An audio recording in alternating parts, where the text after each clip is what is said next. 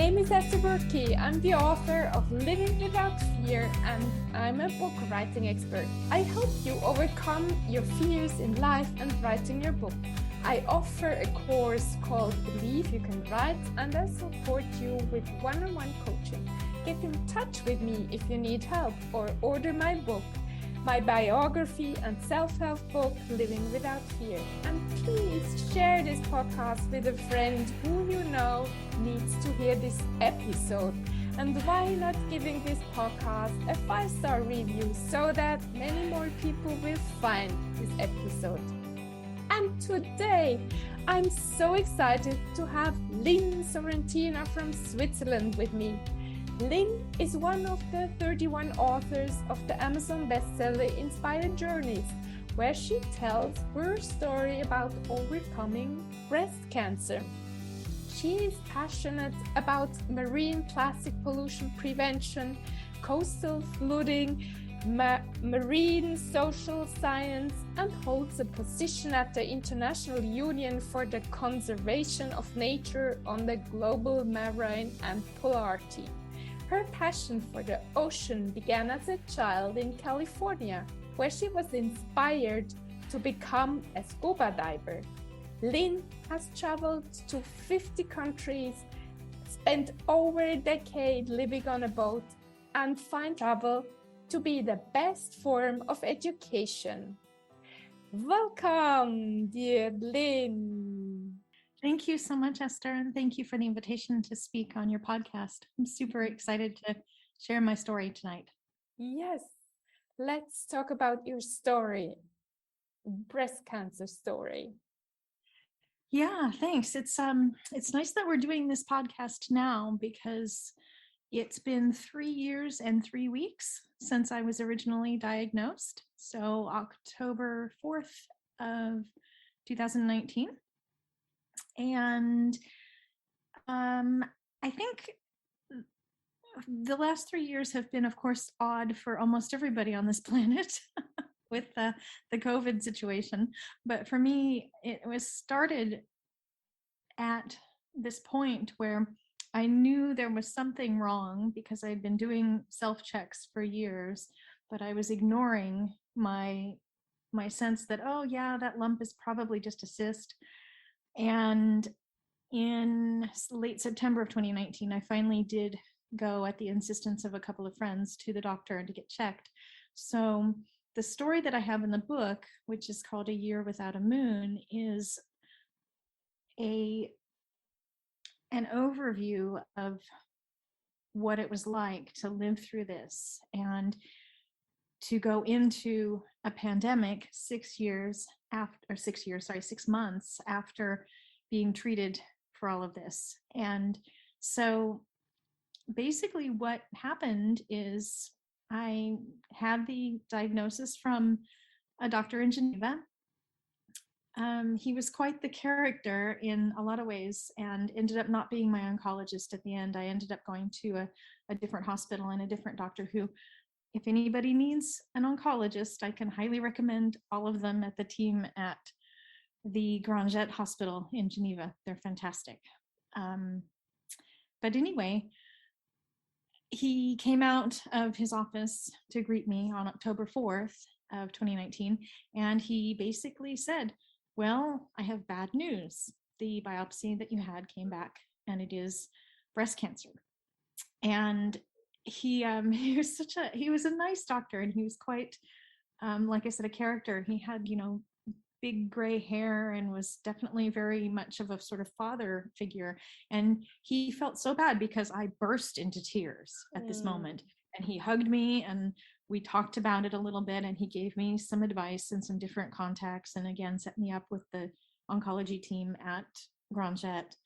And on that day I started this journey, and basically it was a lot of pushing my own boundaries of fear and understanding what it meant to have breast cancer and what type of breast cancer it was and what the treatments were going to be and all of that. So it was a really big shock in the beginning.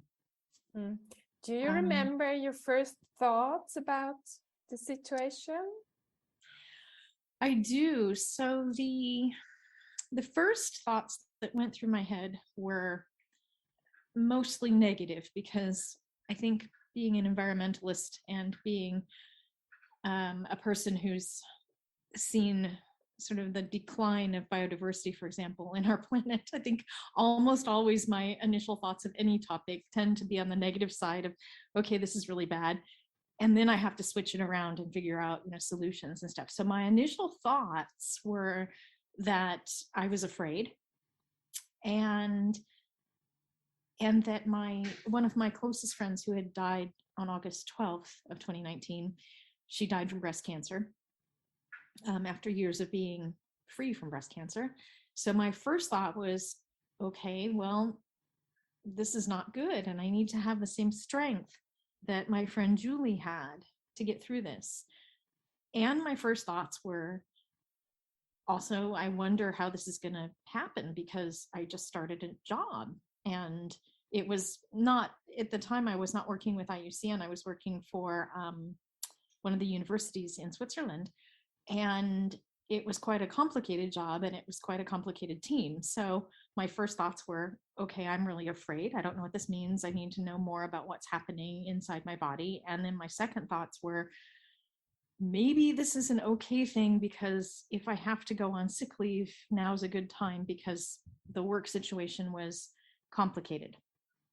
So I think that kind of sums up my first round of thoughts. And also, I think my fear of, who in my family am I going to have to tell, and who of my friends am I going to have to tell, and how do I ask for help?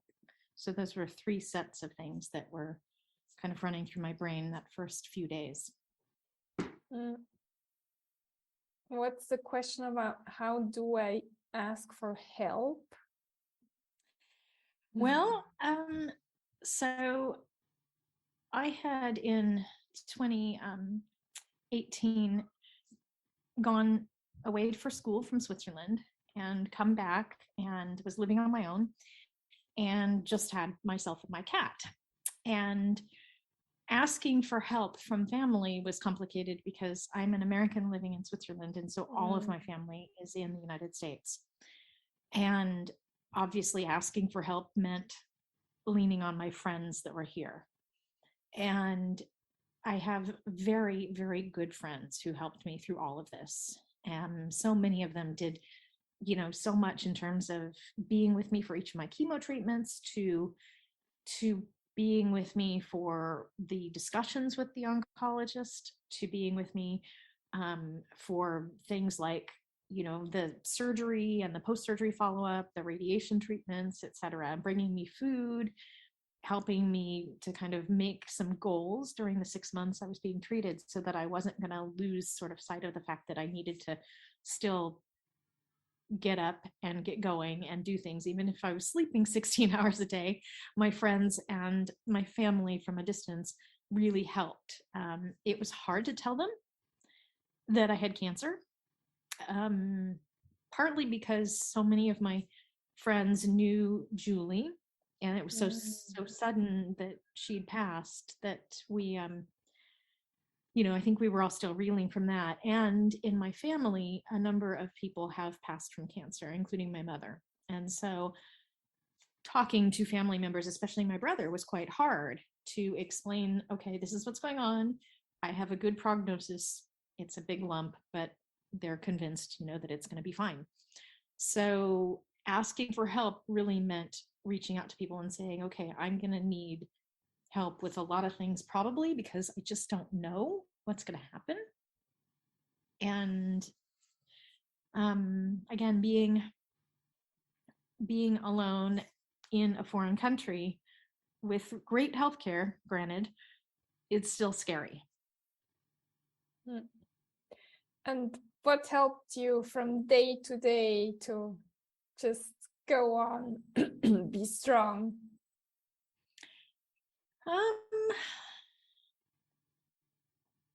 Really, since it was moving into the winter period and it was quite dark quite early here, I wasn't able to be outside as much, especially with having, during the treatments, having no immune system, I didn't really want to be outside and catch a cold or something worse.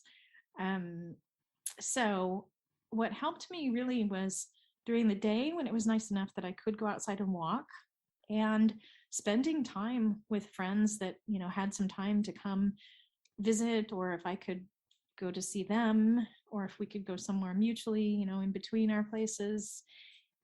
Several friends just being there and hanging out, having dinner, even eating when I wasn't too excited about eating, really meant so much to me in terms of being able to get through things. And honestly, using WhatsApp and being able to use that and other forms of communication, Facebook, etc., to share my story with my friends and family, in a way that I knew was, beneficial for me to be able to get back some feedback from them and some help from them in terms of just emotional support. Mm. Um, I imagine you have been working hard before, and suddenly you have to listen to yourself, to your body. How was that?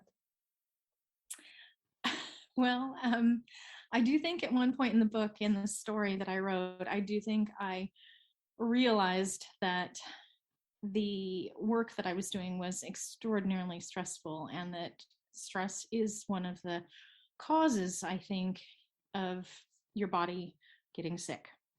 And when I initially started all of my treatments, one of the things that I did was participate with the English Speaking Cancer Association's services here in Geneva. And they were amazing because they offered me counseling and other support from the peer counselors, and the different groups that they have, to learn to listen to your body and to learn to listen to yourself. And my counselor at the time, she said to me, your only job right now is to get better, is to pay attention to your body and to get well, and to focus on you, and don't focus on anything else. Don't worry about work. Don't worry about anything. And we are very fortunate in Switzerland to have the ability to be on sick leave and not lose your job per se. Although, certainly at the end of my contract in February, right as I was finishing chemo, my contract was not renewed, which was fine because, like I said, it was a very stressful, difficult job. But I think spending that time really listening to my body and focusing on my own strength of, okay, I need to drink, a ton of herbal tea each day. I need to have water, and I need to flush the chemo out of my system so that it, doesn't build up into my kidneys and things like that. There was a lot of stuff, like I had a booklet that I kept with me of all my medical tests and all the results and all the questions I had for the doctor. And we worked on it every time I went to see him, which was pretty much every 3 weeks, I think. And yeah, it was just a matter of focusing on all of that, as my job at that time was my health, and only focusing on that and not worrying about the rest of the world, or other people's challenges or anything like that. And unfortunately, I had to also just kind of block a lot of people out and just be very, very much protective of my own boundaries, because I needed my energy to work on my health and my mental health as well as my physical health. Was that difficult, just to block other people's out? It was, because several of my friends and family, they did want to help, but their form of helping was a little too, just too heavy for me to deal with. I had to kind of have a set of people that I could manage. And in the end, I didn't tell most of my family until I knew I was going to be fine, until literally after my surgery in April. And a lot of that is because, coming from a large Italian American family, everybody wants to help, everybody wants to be there, everybody wants to call you all the time. And it's like, no, I'm sleeping 16 hours a day. I don't want to talk to anybody. So it was difficult. And it was difficult even here to have to say to some friends, I can't right now. I just can't. I need my own space and time to sleep and just get better. And did you discover another Lynn, a new Lynn during this time? I did. And it's something I talk about, I think, a little bit in my story is I used to care a lot more about what other people, would think about things. Or, I used to be very much focused on pleasing others. And, whether that manifested as, overwork or whatever. I mean, even though I am working a little bit today, it's a very finite amount. So I don't do this all the time anymore. But I did discover that what's important for me is being able to be outside, to exercise, to meet people, and just enjoy life a little bit more, even though I still have some challenges to take care of in terms of health, and being careful with the pandemic. I think the new person in me is that I really am still focused on doing a good job in my work and maintaining my relationships, but I don't really care anymore about, if people perceive something about me that may not be true. It used to bother me if people were judgmental of me. And now it's like, you know what? I've gone through so much of the whole cancer thing, and then finishing chemo the day before we went into the first lockdown for COVID. It just reemphasized to me that in this time, I've just become not necessarily stronger, but I've just become a person that can rely on myself now better for my different, emotional and mental needs for things. Beautiful. And did your bucket list change since then? Um,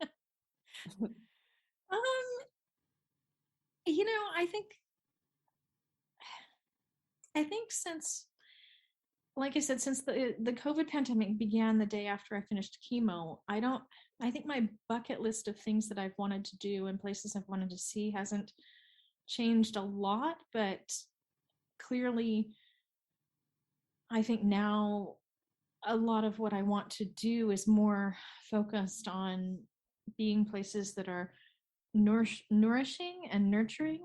Um, seeing family, spending time in the forest. I have had to travel quite a lot for my job with the ocean team at IUCN recently. So that's been a little bit interesting because I have been able to check off a few more countries, but I think my overall bucket list of stuff that I've wanted to accomplish is still kind of the same. I think it's been modified, like I said, by the COVID pandemic more than anything. I think if this hadn't happened, then certainly my last 2 years would have been different. And did you develop another ritual daily life? Um, yes, there were quite a few things that changed after the chemo and after the surgery and after the radiation. And because I have to take drugs now for the next several years as part of my overall cancer treatment plan, some of the things that changed were my diet. So sadly, um, things like caffeinated coffee had to go for a couple of years. I just started recently getting back to that, and it's weird because it affects the way the drugs interact in your body and gives you hot flashes, because after chemo you end up with chemically induced menopause, which I'm already 53, so it's already at that time anyway. But there are weird things like, okay, I can't have too much coffee because if I have too much coffee, I have these hot flashes because of the tamoxifen. So there's my daily rituals of wanting to have 2 cups of coffee have changed, and my daily ritual of walking has been something that has really been a benefit. Even if it is, well, maybe if it's not really bad outside, for the most part, even if it's raining or something, I try to get outside for a walk. Whereas before, especially in previous jobs, if I was working, I was definitely working and not exercising as much. So my daily rituals of taking care of myself have changed over the last few years. And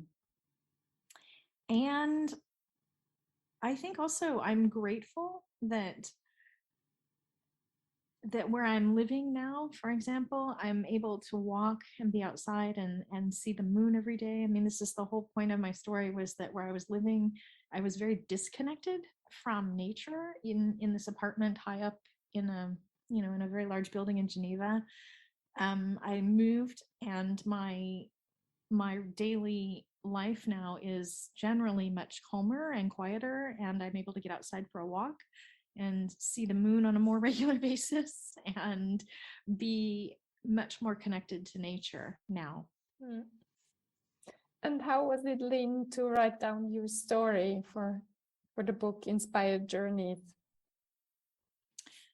It was quite hard because, there's so much backstory that I felt like I needed to tell, about going back to school at an advanced age and starting a job that turned out to be just heinously chaotic, and then getting sick, and then finding a new job doing exactly what I love to do and with people that I really love working with. Um, it's it was cathartic in some ways, but also it was hard because there were things I wanted to put in there that I thought, okay, I'm not sure if this is going to make it relatable for people or not. In the end, I'm pretty happy with it in terms of what I've shared. And I'm absolutely open to people reaching out to me if they want, more perspective or, advice on things. I've had a few people reach out to me in general about things like the types of drugs that you have to take afterwards, or how the surgery was, and there were some parts of this whole experience that, even though I had other people that I knew had gone through breast cancer, there were parts of this experience that were different for me, that things that they did in, in the hospitals and stuff. And honestly, had I known some of the things, I would have been completely freaked out a lot more. But moving through this meant just, okay, we just go with it, and here's what they're doing, and here's why they're doing it, and it's kind of scary, but it's it's part of that overall story. And I feel like for me to have relied on my friends and my family so much, and to come through it, to have now for the last 2.5 years a really great new job, I'm hoping that what people read in the story will be a sense of optimism, a sense, like a message of hope overall, that yes, it's crappy, and honestly it was crappy, but and I know that not everybody makes it through this, I mean, clearly. But I think if you focus again on your internal, like, things of, like, okay, what am I really afraid of?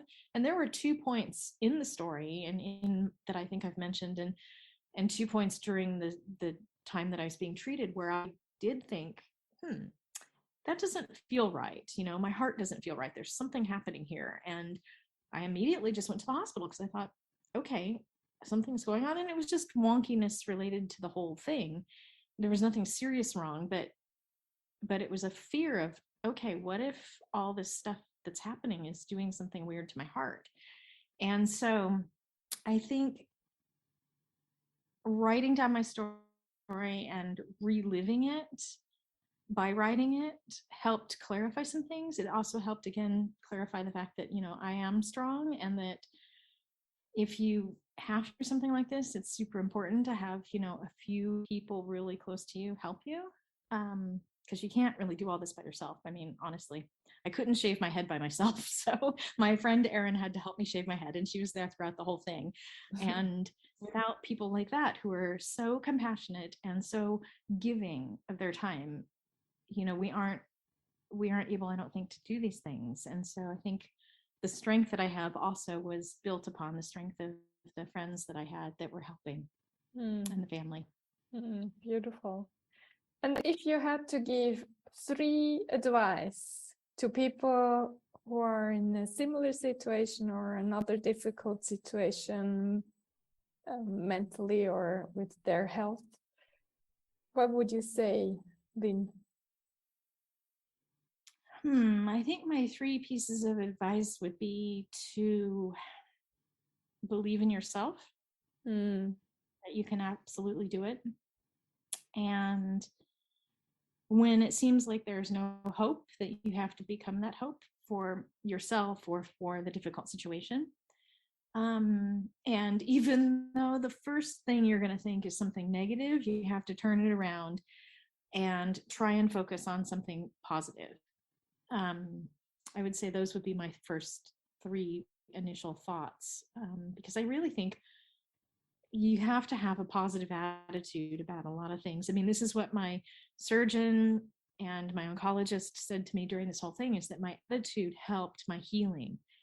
And being that sort of environmentalist with the first set of initially negative thoughts, I really did have to switch this into, okay, it's a speed bump in the road of my life that I will get over, and I need to focus on something positive. And so I would say focusing on positive stuff and doing that mindfulness, focus positive, breathe in, kind of accept that things are happening, but that you can get over them. Thank you so much, dear Lynn, for having been here and told your story and having given these advice to our listeners. Thank you so much. No, thank you so much, Esther. It was a real pleasure to be here, and absolutely happy to reach out or have people reach out to me, and happy to talk more about it and the experiences and stuff. And I do wish that anybody who is ill, I wish you all really good health and lots of strength and hope. Thank you, Esther. And thank you, dear listener, for still being here with us. And thank you so much for sharing this podcast with someone who needs to hear this episode about overcoming breast cancer. Have an amazing day, and talk to you next time.